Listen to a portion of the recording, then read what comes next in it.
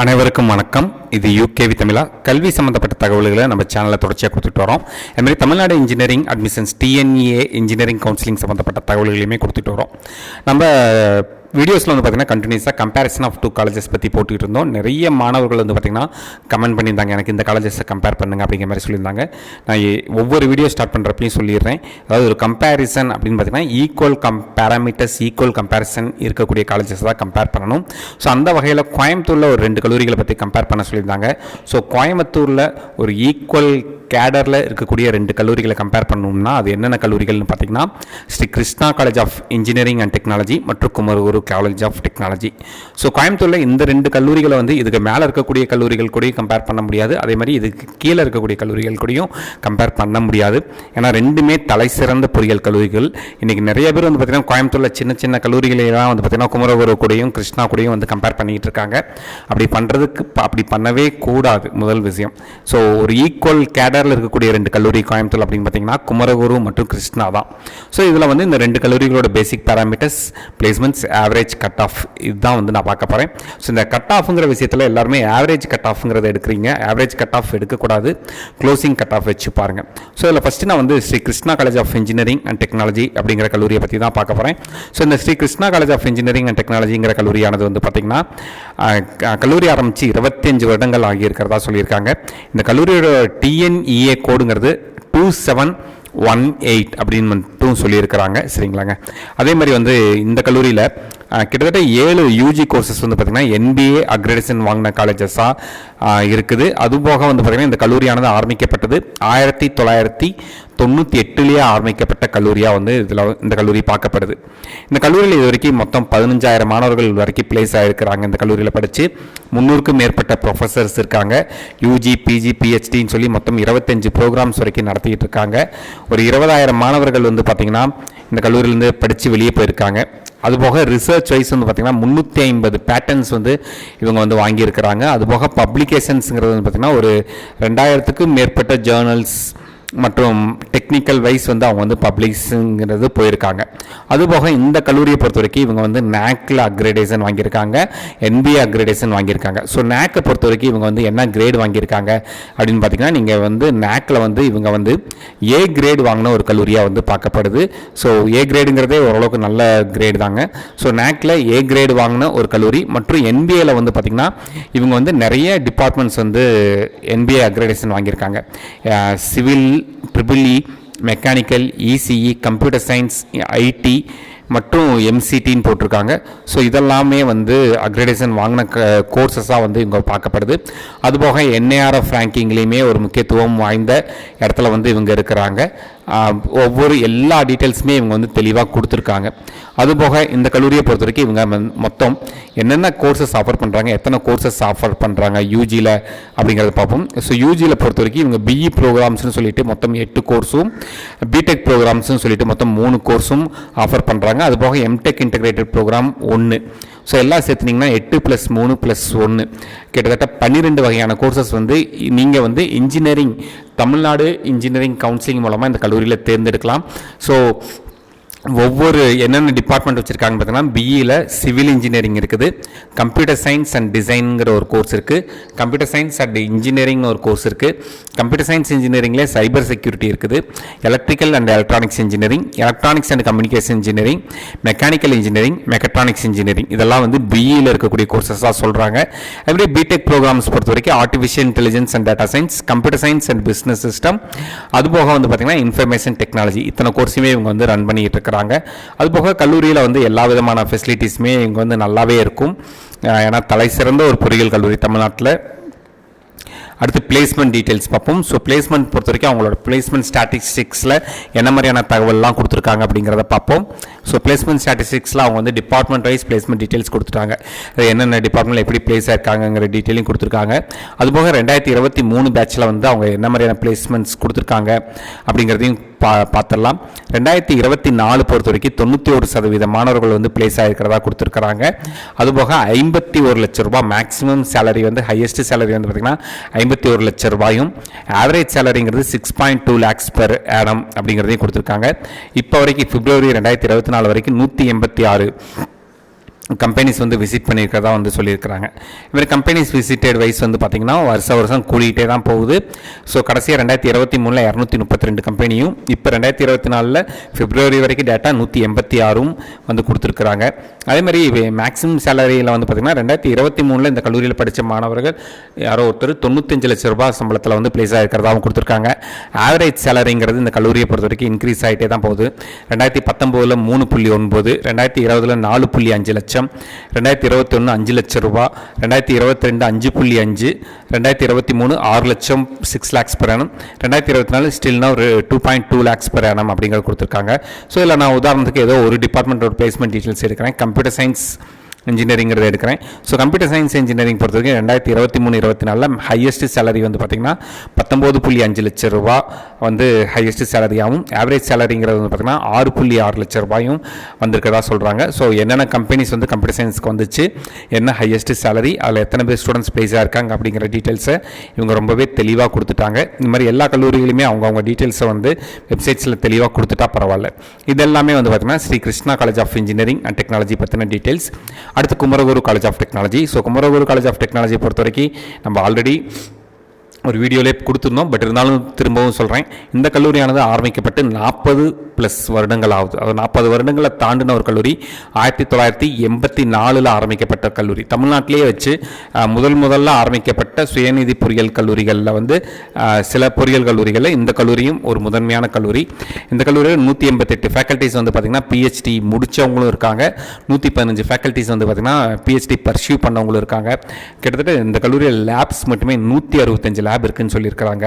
UG PG research programs எல்லாம் சேர்த்துனீங்கன்னா 40 வகையான programs கொடுக்குறாங்க. அதுமாதிரி annual scholarship awards.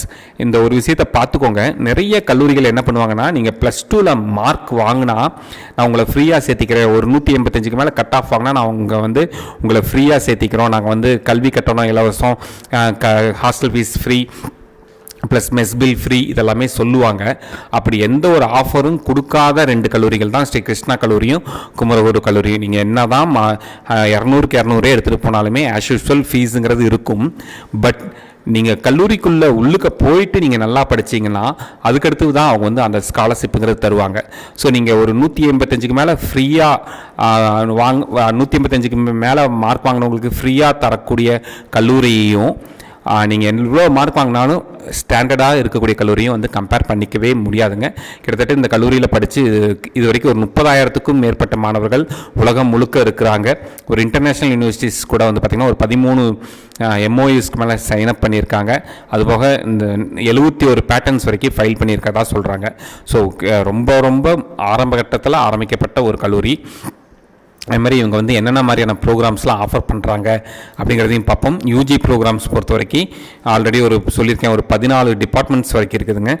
BE aeronautical engineering, B Tech artificial intelligence and data science, BE automobile engineering, B Tech biotechnology, BE civil engineering, BE computer science and engineering, BE electrical and electronics engineering, BE Electronics and Communication Engineering, BE Electronics and Instrumentation Engineering, BTech Fashion Technology, BTech Information Technology, BE Mechanical Engineering, BE Mechatronics Engineering மற்றும் BTech Textile Technology. இது மாதிரி core டிபார்ட்மெண்ட்ஸை இந்த மாதிரியான பழமையான கல்லூரிகளில் மட்டும்தான் படிக்க முடியும் மற்றும் பாரம்பரியம் மிக்க இந்த கல்லூரிகளில் தான் வந்து படிக்கவே முடியும். ஏன்னா இன்றைக்கி ஆரம்பித்த நிறைய கல்லூரிகள் வெறும் கம்ப்யூட்டர் சயின்ஸ் கோர்ஸை மட்டுமே வச்சு ஒப்பேற்றிக்கிட்டு இருக்காங்க. அப்படிலாம் இல்லாமல் இன்றைக்கி வரைக்குமே வந்து பார்த்திங்கன்னா கோர் பிரான்ச்சஸில் நல்லா கான்சன்ட்ரேட் பண்ணக்கூடிய கல்லூரியாக வந்து இருக்குது. இப்போ இங்கே அரௌண்ட் வந்து பார்த்திங்கன்னா நம்மளுக்கு வந்து எத்தனை கோர்சஸ் இருக்குது அப்படின்னு பார்த்திங்கன்னா நம்மளுக்கு வந்து ஒரு 14 கோர்ஸ் இருக்குது. இந்த 14 கோர்ஸ்லையுமே வச்சு பார்த்திங்கன்னா கம்ப்யூட்டர் சயின்ஸ் பேஸ்டாக வந்து பார்த்திங்கன்னா artificial intelligence, computer science and engineering, information technology, மொத்தம் 3 கோர்ஸ் மட்டும் தான் கம்ப்யூட்டர் சயின்ஸ் பேஸ்டு வந்து இவங்க வச்சிருக்கிறாங்க. அதே இங்கே நம்ம வந்து ஸ்ரீ கிருஷ்ணாவில் பார்ப்போம்.